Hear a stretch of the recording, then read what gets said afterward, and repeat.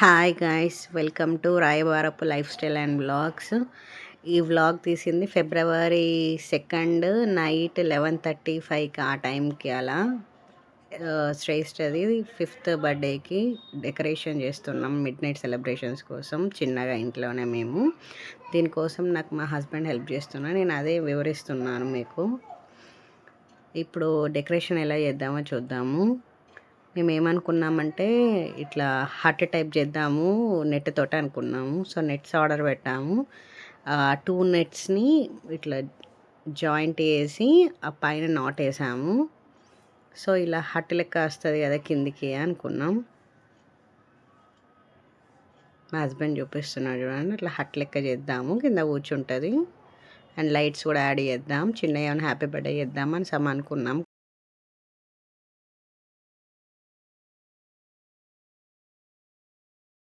Time అప్పటికే 11:35 cross అయింది. ఇంకా శ్రేష్ఠ పడుకొనే ఉంది.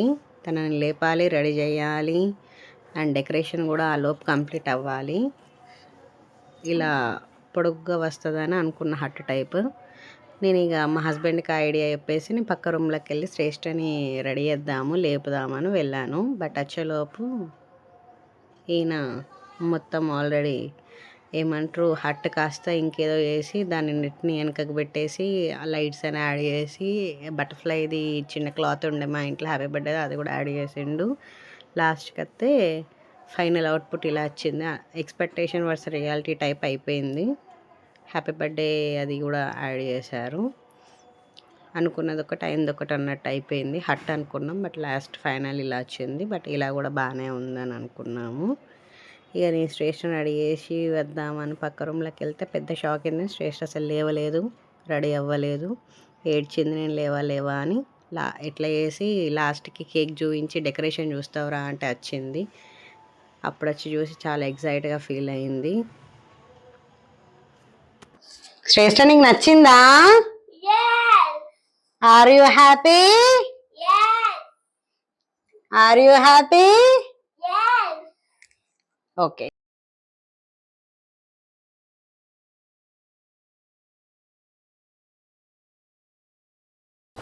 ఇప్పుడు మనం శ్రేష్ఠ బర్త్డే కేక్ కట్ చేస్తున్నాం. శ్రేష్ఠ ఓకేనా? కేక్ కట్ చేస్తామా?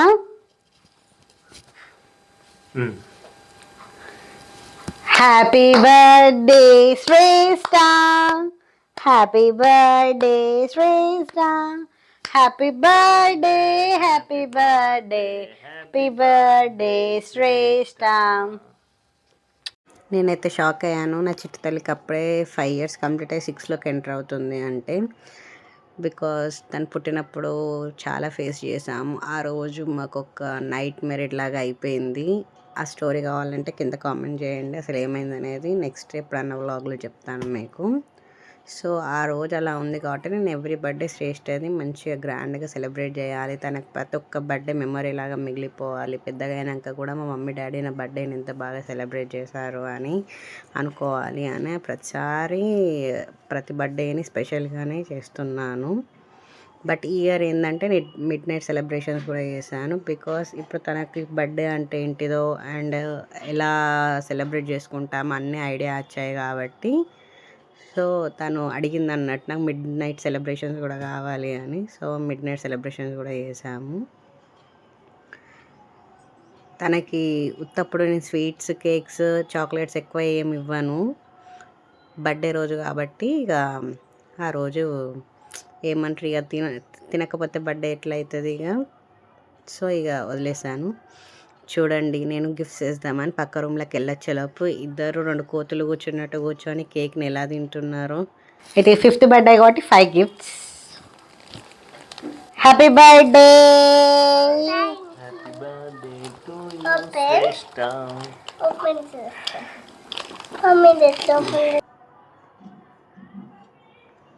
శ్రేష్ఠకైతే గిఫ్ట్స్ ఇచ్చేదాకా కూడా ఆగలేదు, ఎప్పుడెప్పుడు ఓపెన్ చేయాలని ఎగ్జైట్ తోటి ఉంది.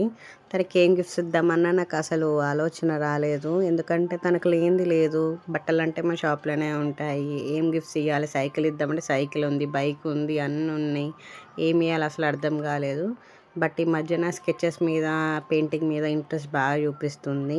అండ్ అప్పుడప్పుడు గన్స్ కావాలంటుంది. ఇట్లా పిండితోటి కూడా ఏమైనా షేప్స్ చేస్తుంది. సో ఇవన్నీ నేను బేస్ చేసుకొని చిన్నపిల్లలకి ఏముంది చిన్న చిన్న ఆనందాలు కదా, చిన్న చిన్న ఆనందాలకే మురిసిపోతారు.